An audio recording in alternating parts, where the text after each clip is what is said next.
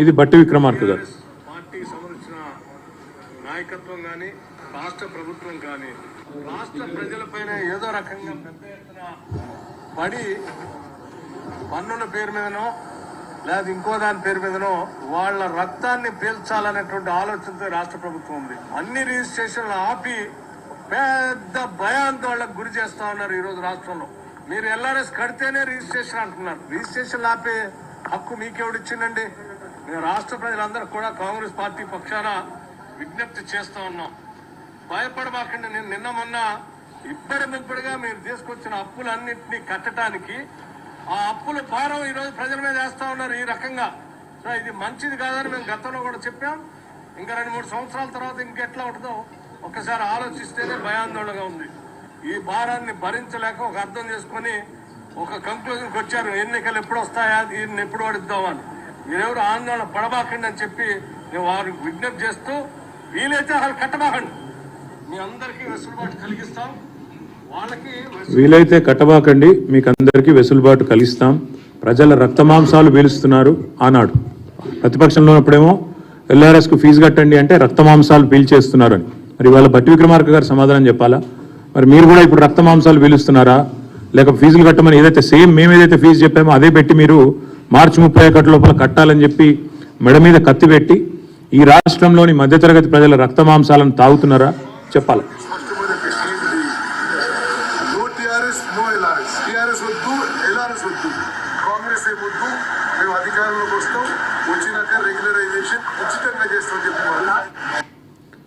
No TRS no LRS. మేము కాంగ్రెస్ అధికారంలోకి వస్తాం, రాగానే ఉచితంగా, మళ్ళొకసారి వినండి, ఉచితంగా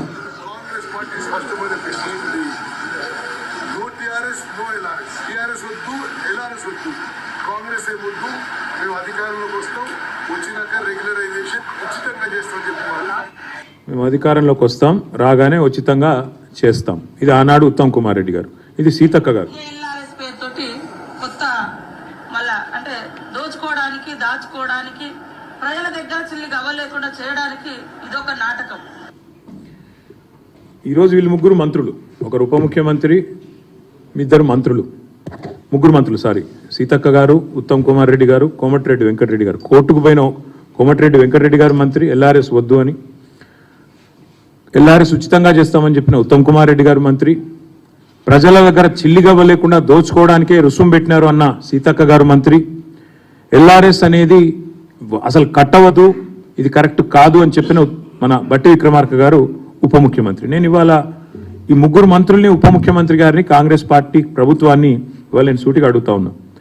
ప్రజల నుంచి 20,000 కోట్ల రూపాయలు తోలు వలిచి వసూలు చేయడానికి మీరేసిన ఎత్తుగడ ఇది కాదా? మీరు చెప్పిన మాటల్లో విశ్వసనీయత ఉంటే, మీరు ఆనాడు ప్రతిపక్ష పార్టీగా మీరు చెప్పిన మాటల మీద మీకే విశ్వాసం ఉంటే, ఇవాళ మరి ఈ రకమైన ఎల్ఆర్ఎస్ కార్యక్రమానికి మీరు ఎందుకు తెరదీశారు?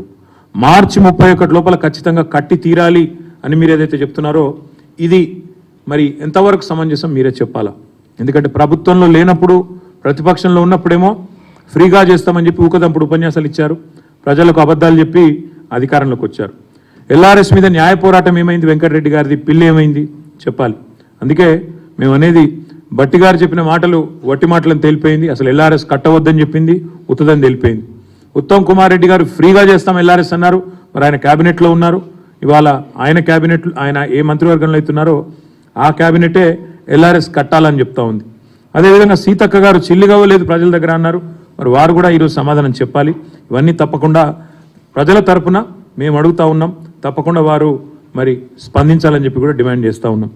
దాంతోపాటు ఆనాడు సరిగా, ఇది ఎక్కువ కాలం కూడా కాలేదు, సరిగా సంవత్సరంన్నర కిందట ప్రతిపక్షంలో ఉన్నప్పుడేమో ఎల్ఆర్ఎస్ అనేది ప్రజలకు ఏమాత్రం లబ్ధి చేకూర్చేందుకు కాదు, ప్రభుత్వ ఖజానా నింపడానికి మాత్రమే మాట్లాడినారు.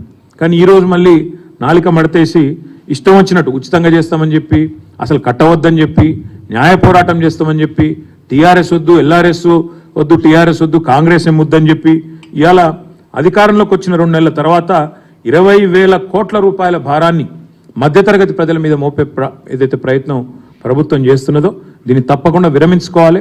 ఫ్రీగా మీరు చెప్పినట్టు ఎల్ఆర్ఎస్ ఫ్రీగా చేయాలని చెప్పి రాష్ట్ర ప్రభుత్వాన్ని మేము డిమాండ్ చేస్తూ ఉన్నాం. ఎల్ఆర్ఎస్ పథకానికి అప్లై చేసిన 25,44,000 మంది ఎవరైతే ఉన్నారో వారందరి తరఫున రాష్ట్ర ప్రభుత్వాన్ని కోరుతున్నాం, ఉచితంగా చేస్తామని మాట ఇచ్చిండ్రు, ఉచితంగా చేయాలి. లేకపోతే ఒక్కొక్క కుటుంబం మీద దగ్గర దగ్గర ₹1,00,000 పైచలకు భారం పడే ప్రమాదం ఉంది. మీరు 20,000 కోట్ల రూపాయల కోసం మరి ఈరోజు వాళ్ళు ఈ రకమైన కార్యక్రమం తీసుకున్నారు. ప్రజల నుంచి ముక్కుబిండి మార్చి 31 లోపల వసూలు చేయాలని ముఖ్యమంత్రి గారే టార్గెట్ ఇచ్చినట్టుగా మాకు సమాచారం ఉంది. ఒక్కొక్క కుటుంబం మీద ₹1,00,000 పైచిలకు మరి భారం పడబోతా ఉన్న ఈ పరిస్థితిని వెంటనే ప్రభుత్వం స్పందించి తప్పకుండా వారు ముందుకు వచ్చి గతంలో ఇచ్చిన మాట ప్రకారం వారు నిలబెట్టుకోవాలి, ఉచితంగా చేయాలని చెప్పి కూడా మేము కోరుతా ఉన్నాం.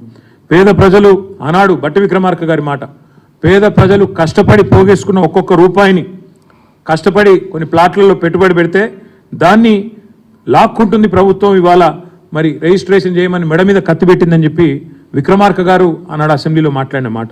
అందుకే మేము అనేది వెంటనే ప్రభుత్వం స్పందించి మరి తప్పకుండా ఈ విషయంలో వారి వైఖరిని మార్చుకోవాలని డిమాండ్ చేస్తూ ఉన్నాం.